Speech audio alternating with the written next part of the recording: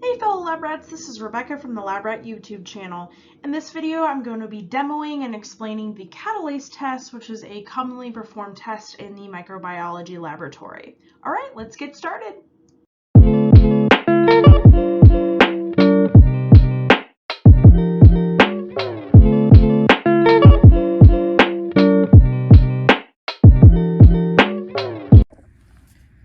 Okay, so the Catalase test. So this is a test that's used in the microbiology lab to help identify organisms that produce an enzyme called catalase. So this is actually a very simple test to perform. So we used hydrogen peroxide as a reagent, and I have it here in this little amber bottle. It's H2O2, so hydrogen peroxide is labeled there. And hydrogen peroxide is actually detoxified by that enzyme catalase.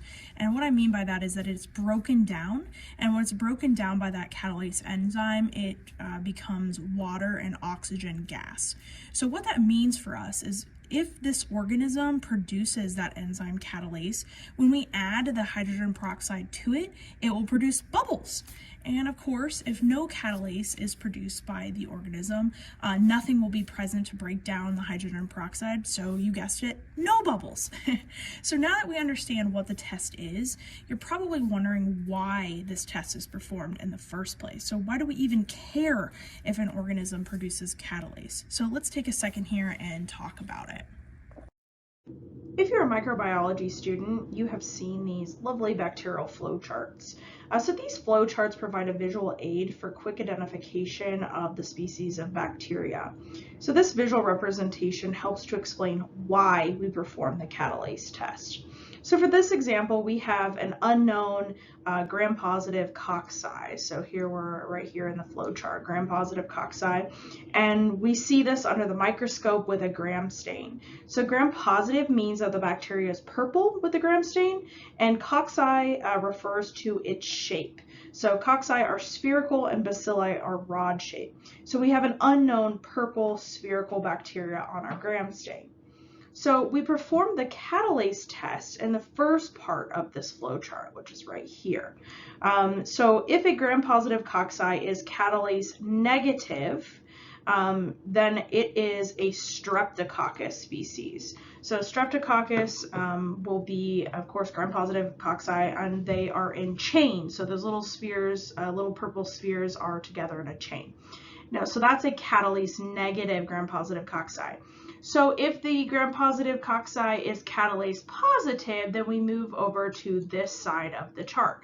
And we continue down the flow chart performing different tests. So the next test would be the coagulase test, which I also will have a video about performing that. If the catalase positive gram-positive cocci is coagulase positive, then we know that it is a Staphylococcus aureus species. If it is a catalase positive coagulase negative gram-positive cocci, then we continue down this side of the flowchart. And then you can see it just, these tests just continue and we further identify the species of the gram-positive cocci. But we're focusing on the catalase portion of it. So this is why a catalase test would be performed. So hopefully that helps you. I also wanted to include a picture of what a negative catalase test looks like and a positive catalase test looks like. So negative, of course, there's no bubbles, right? And then positive, there are bubbles. Alrighty, let's go ahead and start to perform this test for you. Okay, so let's go ahead and get started. So what I have again is the hydrogen peroxide reagent, and I have wooden sticks, so you can use these to get the organism off the plate and put them onto the slide if you'd like, or you can also use sterile inoculating loops, whichever you prefer is fine. So I work in a college laboratory, and I just noticed today this video that this dropper broke. So I went ahead and I got a pipette to a transfer pipette to get it out. So and then also we have glass slides, and then our organisms here. So this one is going to be our positive result, our positive control, and this plate is going to be our negative control for catalase. So what I'm going to do is first label these. So B is positive, so I'm going to just put positive on here. and put a circle. We'll just do that. Hopefully you can see it, yeah. And then this one is going to be our negative control, so I'm going to write negative on it. And then put a circle there to put our organism, right? Okay, so again, this is a super easy test. So I'm going to use an inoculating loop for the positive, and then I'll use the wooden stick for the negative, and that's just to show you the different methods of it. So here's our positive, and these plates honestly are kind of overgrown. Again, I work in a college laboratory, so these are plates that we've been using and growing, but you want to pick a single colony on here. So you wouldn't want to take colonies from here. You want to pick one that's a single colony. So here's one. Okay. And then what I'm going to do is rub it all over this slide within that circle. Okay. And then off to the side, I have biohazard for this, so I'm going to put that in there. All right, so we've got our positive ready.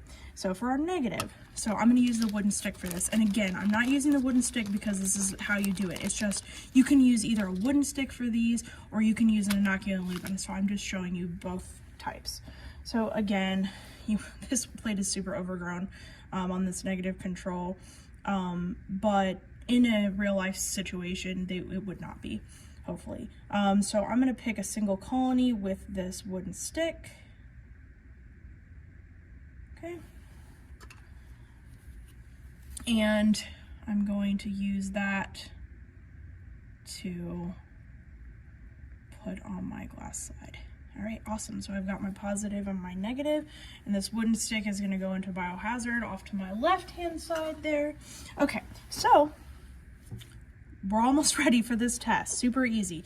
And again, this dropper is broken. I need to get some new ones. Alrighty, so I'm gonna go ahead and put 1 drop of this hydrogen peroxide on our negative control. And you notice no bubbles, nothing's happening there. All right, now let's try on our positive.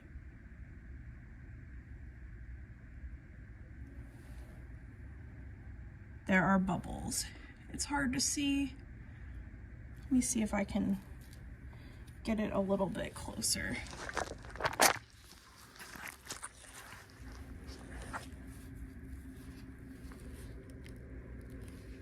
There's some bubbles happening there. Hopefully you can see them.